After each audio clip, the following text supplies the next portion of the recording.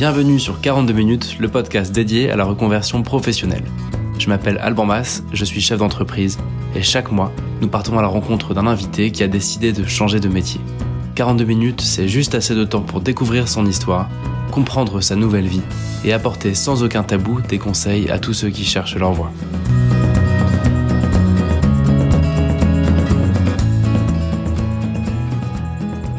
Salut à tous, je suis heureux de vous retrouver pour un nouvel épisode. Vous êtes de plus en plus nombreux à écouter le podcast. Merci pour votre fidélité. Alors, comme toujours, vous retrouverez cette diffusion sur nouvellevipro.fr, le portail de la reconversion professionnelle, où vous trouverez tout ce qu'il faut pour avancer sur votre projet de changement de voie. Avant de démarrer, je voudrais vous partager un livre que j'ai trouvé assez inspirant, que je viens de terminer, sur un sujet qui nous concerne indirectement. Il s'agit du livre Conversation avec Dieu. Dans l'esprit, c'est l'histoire, donc l'histoire vraie ou pas, de l'histoire d'un mec de 50 ans qui fait le bilan de sa vie, qui trouve qu'elle est pas top et qui se retrouve à poser des questions à Dieu et qui obtient des réponses. Alors pourquoi je vous en parle ? C'est parce que je trouve que c'est un livre qui change complètement notre façon de voir notre vie personnelle, professionnelle, et je trouve que les réponses sont limpides et très très pertinentes. Et aussi je vous en parle parce que c'est gratuit. Vous le trouvez gratuitement sur Audible en livre audio. Ça vaut vraiment la peine, je trouve. Voilà, mais c'est pas le sujet de cet épisode. Aujourd'hui, on va partir à la rencontre d'un bon ami, Thibaut, qui a quitté l'immobilier pour devenir ébéniste. Thibaut, il va nous livrer son expérience qui a le mérite d'être très réaliste. Et vous verrez que c'est un changement de métier qui n'a rien de simple, même si le jeu en vaut visiblement la chandelle. Je vous invite dans son atelier et ça commence maintenant.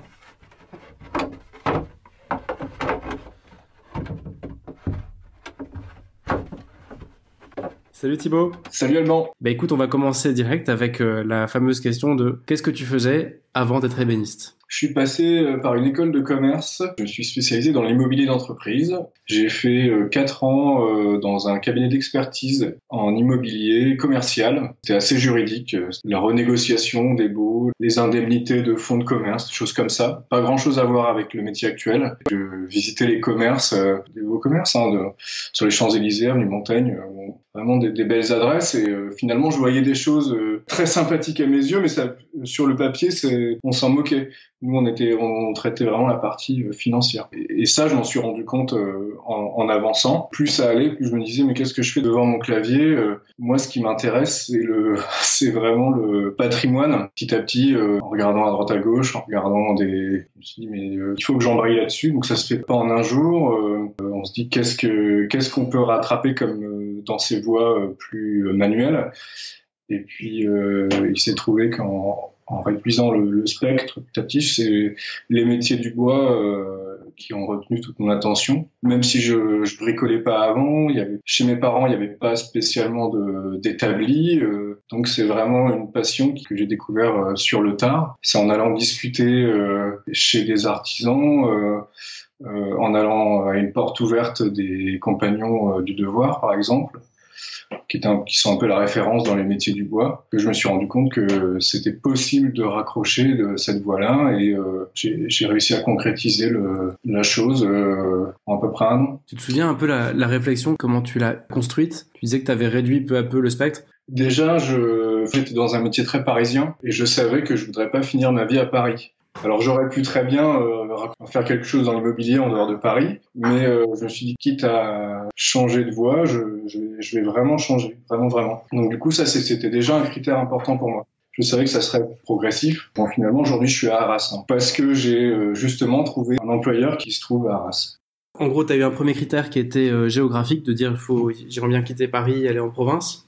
Comment t'as construit le truc autrement, avant d'arriver sur le métier vraiment d'ébéniste ? Je me suis rendu compte que toutes mes pauses dans mon métier, je sentais mes centres d'intérêt filer vers cette voie-là. J'avais mes petits liens de recherche. Alors c'était très théorique, bien sûr. C'était très vaste, mais je voyais ce qui se faisait. Je suivais les grands noms d'entreprises qui fonctionnaient, beaucoup via l'architecture. Tu disais que à la base t'étais pas un gros bricoleur, t'as pas baigné là-dedans. Le fait d'identifier que ce métier il pouvait te convenir, c'est parti plutôt de toi, de tes compétences, de ton appétence pour le travail manuel et tout ça, ou c'est parti plutôt du métier, de ce que t'en as vu ailleurs le sens que ça peut avoir, le mode de vie.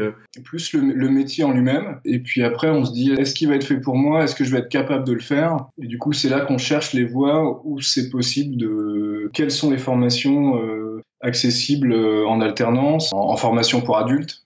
Alors évidemment, par exemple, je regardais beaucoup l'architecture. Ça aurait été compliqué, je pense, pour le coup, de reprendre un diplôme d'architecte. Mais par contre, les métiers manuels dans l'aménagement intérieur, c'est faisable. T'as peu à peu construit le truc en te disant, donc ce sera pas à Paris. A priori, je suis attiré quand même par tout ce qui est lié au design, aux belles pièces, au beau mobilier, tout ça. T'as rencontré des gars, des compagnons, des artisans, tout ça. À quel moment tu passes de 0 à 1 là-dedans? À quel moment tu embrayes vraiment sur un changement?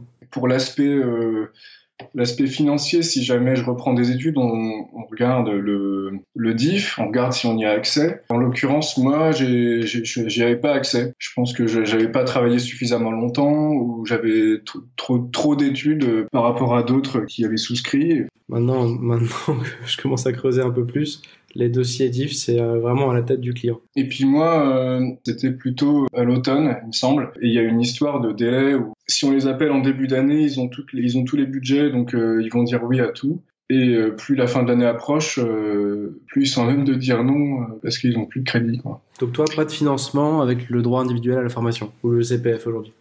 Non, donc il fallait se débrouiller autrement. Et donc, c'est là que j'ai eu la chance de rencontrer Stéphane Lamar qui m'a dit, vu ton profil, pourquoi pas te mettre dans mes équipes. Il avait 2 salariés dans l'atelier à l'époque. Donc moi, je suis arrivé en 3e et du coup, j'ai travaillé directement sans passer par la case formation. Ok, parce que un ami d'amis t'a dit, écoute, j'ai du boulot, je fais ça justement, je peux avoir besoin d'un coup de main, c'est ça? Il m'a dit, voilà, t'apprendras sur le tas, moi je vais te former. Justement, je cherchais à recruter. Au début, tu seras peut-être pas rentable comme quelqu'un avec de l'expérience, t'apporteras autre chose. Voilà. Donc c'était le deal. J'ai fait 6 mois chez lui à plein temps. Et en septembre, j'ai quand même embrayé sur une formation d'ébéniste en alternance dans un lycée des métiers d'art à Saint-Quentin dans l'Aisne. Donc c'était un rythme 1 semaine par mois en alternance scolaire, entre guillemets, et 3 semaines dans l'entreprise. Est-ce que tu penses que c'est quelque chose que d'autres peuvent avoir aussi, ou c'est un énorme coup de bol? Non, je pense que c'est nettement faisable. Après, ça sera pas la première entreprise venue. Il faudra se prendre des claques, mais faut apporter un profil intéressant. Faut pas se vendre comme répondant à un poste précis, mais faut se vendre avec ses compétences autres pour élargir un peu les compétences ouvrières, justement, des gens qui ont vu autre chose.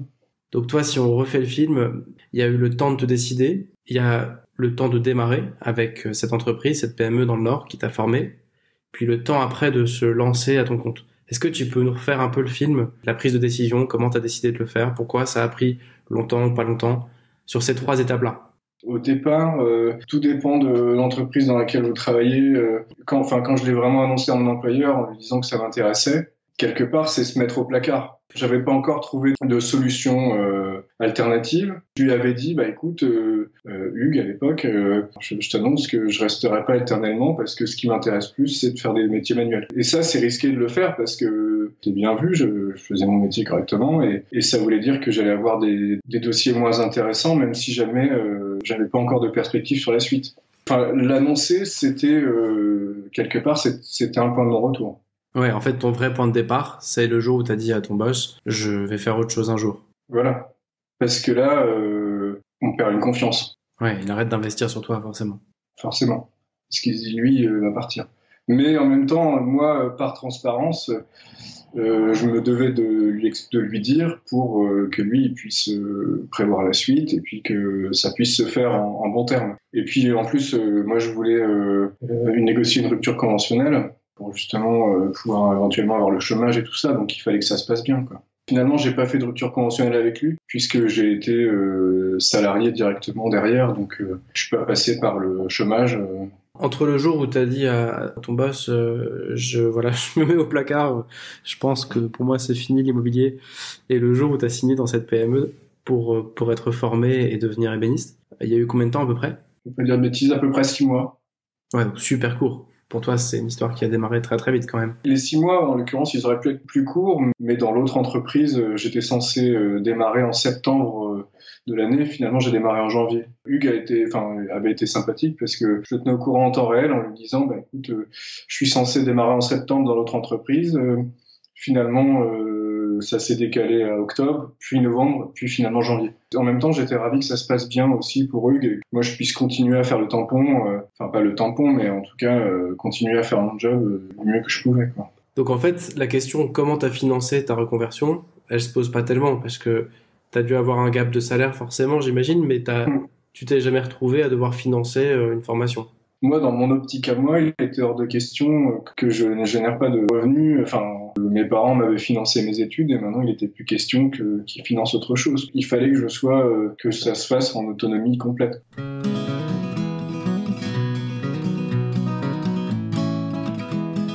Du coup, après, on attaque la deuxième partie de formation. Voilà. Justement, l'arrivée dans l'atelier, c'était assez folklorique parce que les deux autres qui travaillaient avec moi, ils me voyaient un peu comme l'usurpateur, celui qui avait jamais travaillé et qui d'un seul coup allait tout révolutionner. Donc il a fallu que je fasse ma place, naturellement. C'est une école d'humilité parce que là, on démarre tout à zéro, on peut pas mentir, on est face à des gens qui ont des gestes précis, efficaces.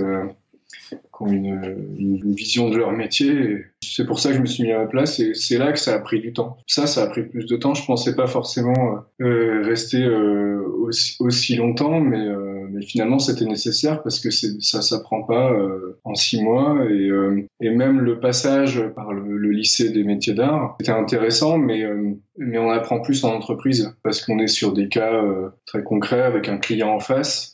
En école, on n'a pas vraiment la réalité du terrain. On apprend des techniques un peu désuètes par rapport à la réalité économique. Plus forcément utilisées en entreprise parce que ça prend trop de temps, c'est plus les attentes du client. C'est une période qui a duré combien de temps ? Ça a duré 6 ans. Et tu penses que quelqu'un qui nous écoute et qui est déjà un bon bricoleur, et tous ses potes lui disent « Ah là là, mais tu bricoles super bien, à chaque fois tu fais des super trucs », il peut se passer de cette longue période en fait d'acclimatation et de montée un peu en compétences manuelles. Il y a bricolage et puis il y a professionnalisme. Tout dépend ce qu'on bricolait avant et la destination professionnelle qu'on va choisir. Mais ouais, il y aura forcément une réadaptation. Puis après, ce qui est intéressant, c'est aussi, moi, c'était une menuiserie généraliste. Ce temps-là, il a permis de voir de multiples projets, en fait. Au hasard des commandes clients, mais ça peut être plein de choses. Ça peut être rénover des boiseries. Je l'ai fait qu'une fois en 6 ans, par exemple, pour refaire une boiserie ou il y a beaucoup de choses que j'ai faites qu'une seule fois. C'est quand on additionne toutes ces fois que j'ai appris, parce que si je m'étais cantonné à 1 an, c'est sûr, j'aurais pas appris autant. Difficile de résumer si le bricoleur est capable d'être un bon pro en claquant des doigts, c'est pas gagné. Et en plus, dans ton cas, t'étais même pas bricoleur avant. Non. Après, tout dépendra du profil d'entreprise. Si on est sur plutôt du monoproduit ou des choses variées, tout dépend du secteur dans lequel on s'installe. Mais ça, c'est un peu un regret, peut-être pour moi, de ne pas avoir visité de multiples entreprises. Toutes les périodes où c'était un peu flottant, j'aurais peut-être dû me dire, allez, c'est flottant ici, c'est flottant, je sens que c'est flottant pour moi, je vais dans une autre entreprise. Et puis je verrai d'autres méthodes, etc. D'accord. Je l'ai pas fait et pour une bonne raison, c'est que comme on m'avait mis le pied à l'étrier dans cette entreprise, et je m'estimais redevable de rendre ce qu'on m'avait donné en passant du temps dans l'entreprise et en étant rentable pour l'entreprise, quoi. Je voulais pas juste prendre ce que j'avais à prendre et partir. Oui, parce que sur 6 ans, il y a des moments où tu te dis, là c'est répétitif, là je connais bien le truc. Forcément. Ouais. Parce qu'une entreprise, même si jamais on fait des choses variées, elle a quand même son segment. C'est sûr qu'il y a toujours un moment où on se dit, si j'étais dans l'entreprise d'en face, je pourrais apprendre d'autres choses. J'avais ce petit sentiment de devoir rendre. T'avais une petite dette morale avec ton employeur. Une petite dette morale. Exactement. Et après, il y a le 3e temps que tu commences à découvrir, c'est le temps de se lancer à son compte. Ça, c'est après 6 ans dans une PME de menuiserie généraliste. Il y a eu un déclic, il y a eu un truc qui a fait que tu t'es dit, ça y est, je suis mûr. Ça, on le mûrit depuis le début. Le but de la reconversion, c'est d'être un jour indépendant à son compte. Donc très régulièrement, on est sollicité donc à titre privé pour dire tu pourrais, j'ai tel projet, est-ce que tu pourrais me le réaliser? Et donc, du coup, à côté de ton boulot, on te proposait des projets perso, c'est ça? Voilà, exactement. Parce qu'on avait vu chez moi la manière dont j'avais rénové et ça plaisait. Et donc, du coup, on a dit, si tu pourrais me faire ci, ça chez moi. Sauf que la réalité, c'est que c'est un métier qui est quand même assez physique. Donc, quand on s'est avalé les journées de travail dans son entreprise, le soir, c'est quand même compliqué de redémarrer sur un projet autre dans ce métier-là. Le week-end, moi j'ai en cours, j'ai eu des enfants, j'ai une famille, donc les week-ends c'est aussi fait pour passer des moments en famille ou avec ses amis. Donc c'est pas forcément fait pour s'enfermer dans un atelier samedi et dimanche inclus. Enfin, on m'a sollicité de plus en plus jusqu'à ce que je me dise, là, on commence vraiment à beaucoup me solliciter. Il faut que je réponde à toutes ces demandes. Là, ça y est, j'ai acquis la maturité dans le métier pour pouvoir le chiffrer, pour pouvoir le faire tout seul, quoi. Donc après, on réfléchit autrement, on acquiert la machine, le local, le camion, les choses nécessaires pour pouvoir travailler, quoi. Alors moi, j'ai eu la chance, j'ai négocié un mi-temps pour pouvoir justement sonder la demande. Donc ça c'est pas faisable dans toutes les entreprises, mais en tout cas, si vous voulez le faire, je le recommande.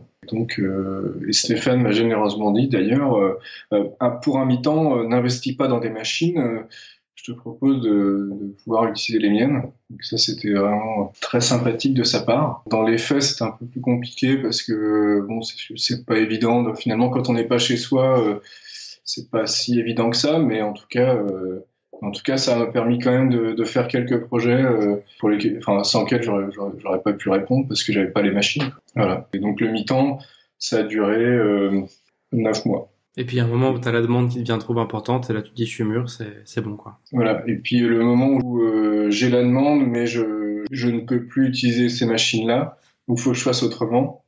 Et en l'occurrence, moi, j'avais pas dans le secteur où je suis installé, j'avais pas d'atelier partagé pour profiter de machines industrielles. Donc, la seule solution, c'était de se lancer, quoi. Enfin, c'était parti.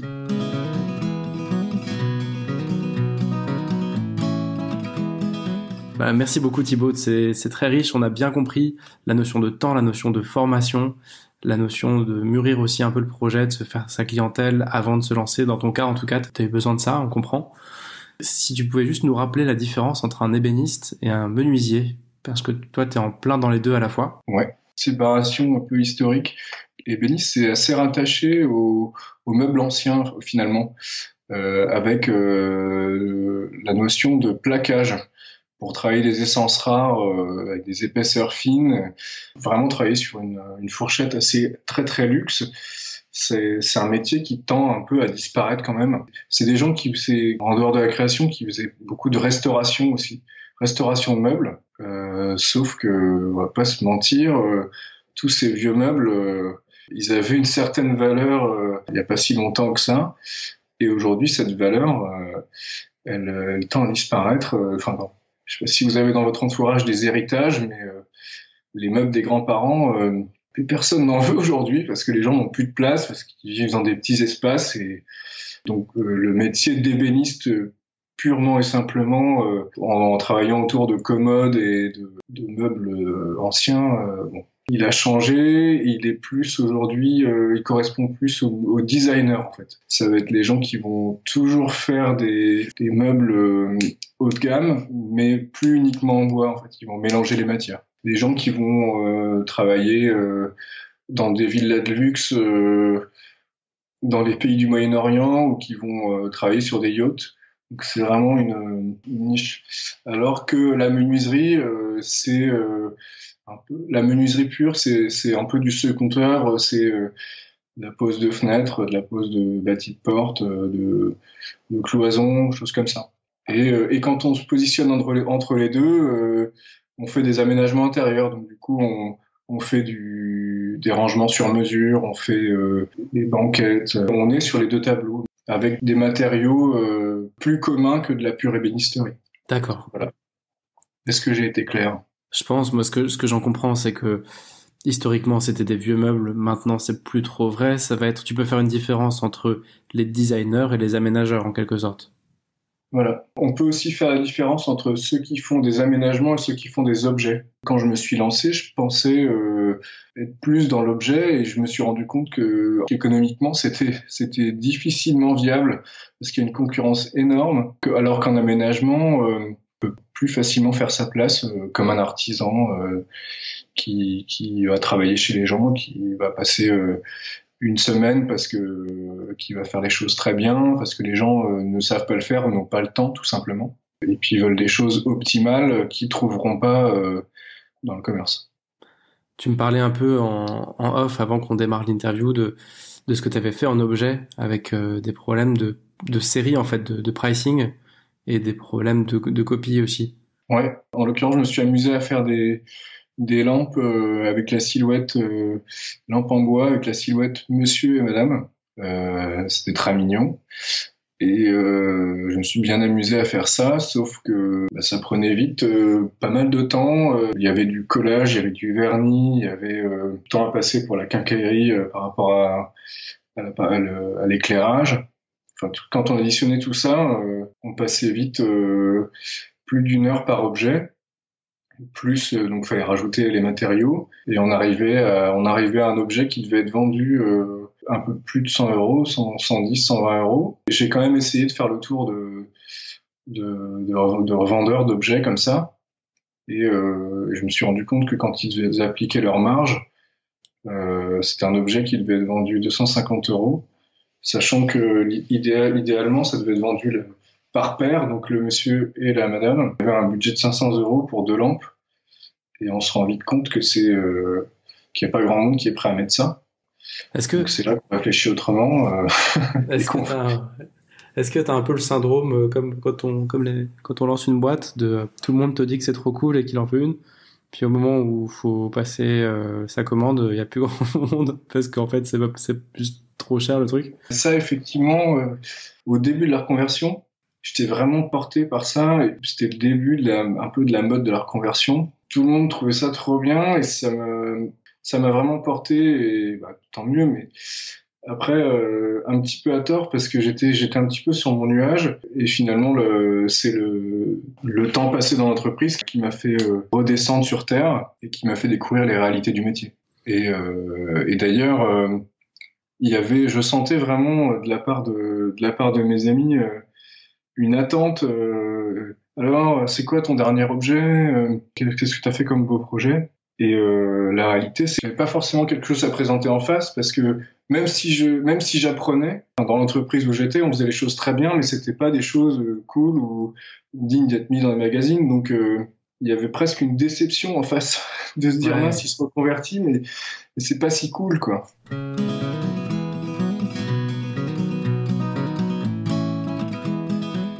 Comment t'imaginais le métier et comment tu penses que les gens l'imaginent, et qu'est-ce qui est différent de ça? Moi, je regardais surtout la finalité du métier, donc les projets présentés, et le quotidien m'importait peu, en fait. J'étais prêt à accepter tout pour arriver à réaliser ces choses-là. Et je savais que ça me dérangeait pas de passer du temps dans un atelier. Je m'étais pas trop fait d'illusions là-dessus. Après, je m'attendais quand même plus à faire des choses plus sexy. C'est à la limite ce que j'estime faire plus aujourd'hui. Pendant toute la phase d'apprentissage, finalement, j'ai pas fait tant de choses excitantes. Ce qui m'a le plus amusé, c'est les choses que j'ai faites en privé pour chez moi, ou pour quelques commandes comme ça à droite à gauche. Et par contre, aujourd'hui, le fait de m'être lancé, justement, les gens qui me sollicitent pour ce qu'ils m'ont vu faire sur des petites choses sur lesquelles j'ai pu communiquer sur les réseaux sociaux, des choses comme ça. Quand je pars du chantier, j'ai envie de faire une photo. Ça c'est ce qui est très excitant quand on se lance, quoi. On cherche sa propre image. Il y a un peu une image d'Épinal de l'ébéniste, tu penses, ou pas? Pour les gens qui peuvent nous écouter et qui ont un peu de l'or dans les mains, qui se voient tranquillement avec un petit verre d'apéro et de la musique jazz en train de poncer leurs feuilles de bois. Assez clairement, ouais. Notamment des émissions comme La Maison France 5 où on filme des reportages, un petit atelier tout en pierre avec un artisan qui travaille dans la pénombre et qui passe son temps à caresser sa pièce de bois. Alors que bon, la réalité est un peu différente. On travaille avec une lumière. Enfin, moi, c'est des néons parce qu'il faut une bonne lumière. On peut pas se mettre dans une cave. Ouais, vraiment image d'Épinal pour ce métier-là. Une image plus artistique que la réalité, en fait.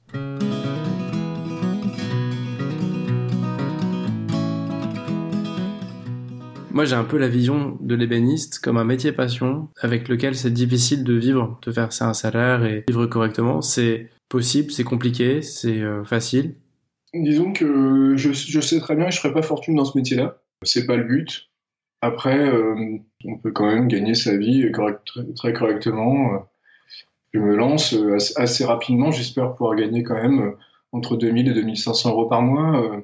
En faisant des journées qui sont des vraies journées, hein, en s'arrêtant pas à 17 heures, mais c'est faisable. En tout cas, c'est ce que le prévisionnel que j'ai établi avec ma comptable, il est réaliste et on verra l'année qui va arriver, qui sera déterminante. Mais le tout, c'est de ne pas d'avoir un équipement en adéquation avec les travaux qu'on fait et du coup de ne pas être assommé par des amortissements excessif, quoi.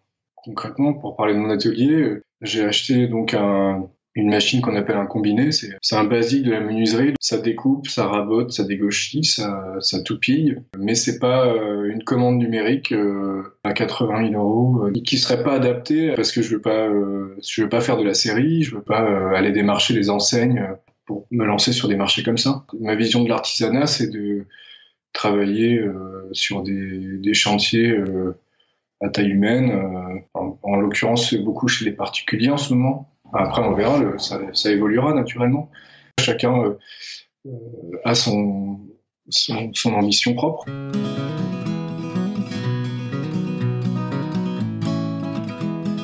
À quoi ça ressemble une semaine un peu type? Tu vois beaucoup tes clients, tu passes beaucoup de temps dans ton atelier. Il y a un peu de régularité, ça change tout le temps.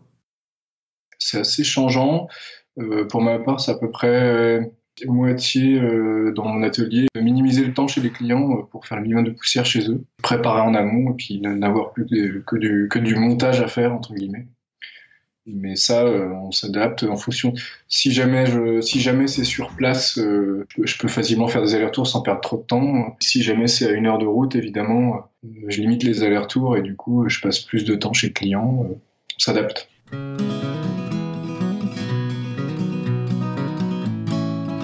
Qu'est-ce qui est facile, sympa dans ton quotidien et qu'est-ce qui est difficile, pas fun, dur?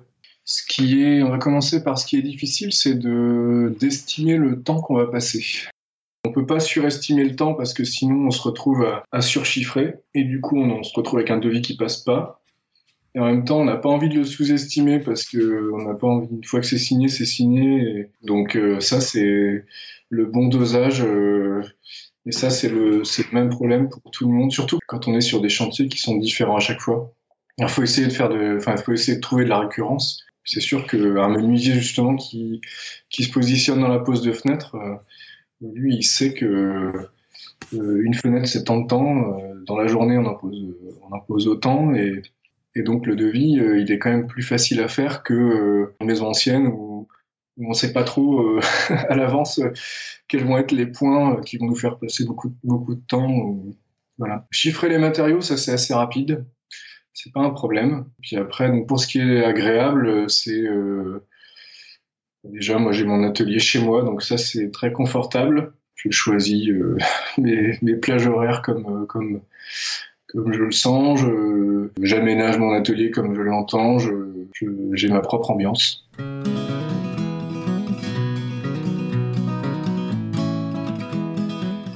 J'aime pas trop mettre les gens dans des cases, mais est-ce qu'il y a un profil particulièrement adapté pour ce métier? un tempérament qui va bien avec ce que tu connais de ce métier? Il faut accepter une certaine souplesse, c'est évident, parce qu'il y a beaucoup d'aléas à gérer, un petit peu de stress parce qu'on reçoit pas les matériaux à temps, parce que le client change d'avis, plein d'aléas comme ça.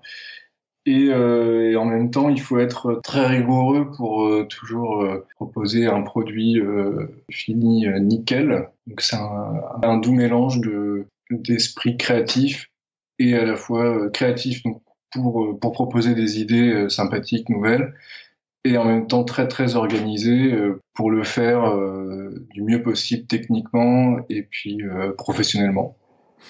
Une personne qui dirait moi je suis pas du tout manuel, mais ce métier m'intéresse à fond, il peut continuer un peu sa recherche? Est-ce que ça veut dire quelque chose, être manuel?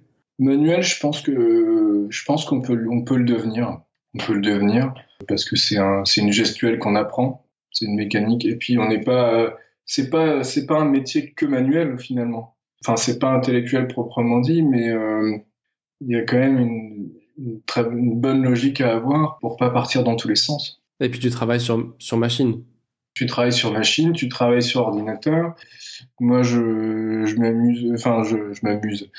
Je propose des plans en 3D via SketchUp pour que le client, même si c'est pas un rendu d'archi avec une intégration avec la petite plante et le petit bouquin sur la table, pour que on ait quand même une idée assez fidèle des proportions finies, quoi.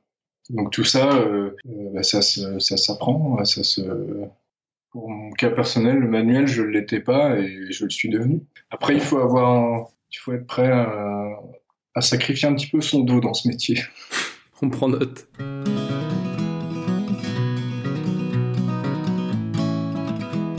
Est-ce que tu peux nous partager un objet, un truc qui définit bien ton quotidien?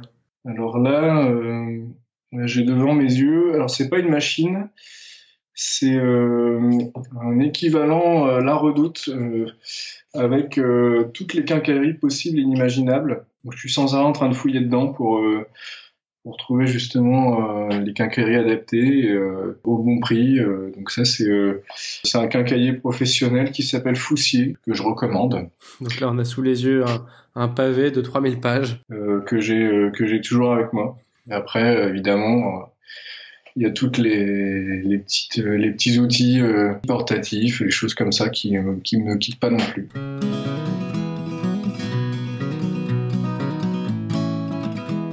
La petite question de la fin, c'est dans ce podcast, on essaye de faire un défi à la fin de chaque interview pour quelqu'un qui aimerait devenir ébéniste, qui n'est pas prêt à se lancer, mais qui est prêt à faire un pas dans son projet.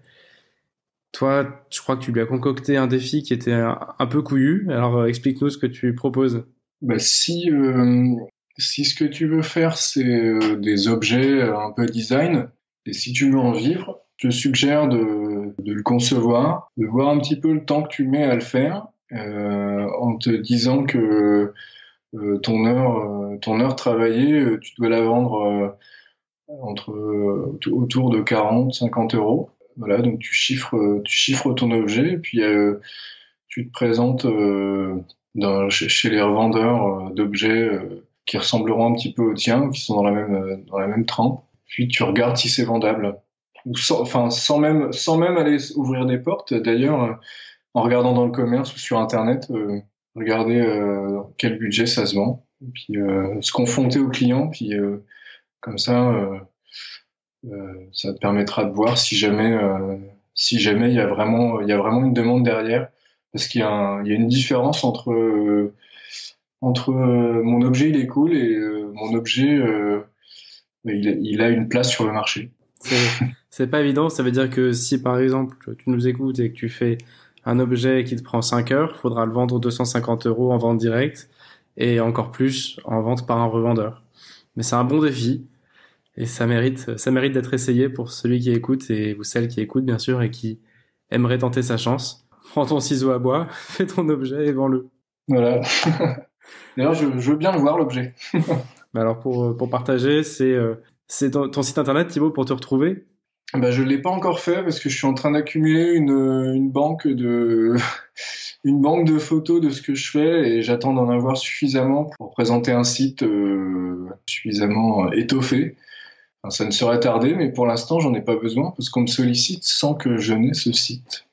Si vous voulez rentrer en contact avec Thibaut, vous me contactez directement sur le groupe Facebook de 42 minutes ou dans les commentaires de ce podcast et puis je ferai la mise en contact. Merci Thibaut, c'était passionnant et écoute, bonne continuation. On va suivre tes créations dans les mois qui viennent et merci encore, à bientôt. Salut Alban, à bientôt. C'est déjà la fin de cet épisode, j'espère que ça a pu vous inspirer, j'espère que ça vous a plu. Je vous donne rendez-vous dans 15 jours avec une nouvelle interview. D'ici là, vous pouvez rejoindre le groupe Facebook, vous abonner, partager, laisser un avis sur ce podcast. Moi je vous dis à bientôt et éclatez-vous dans vos jobs.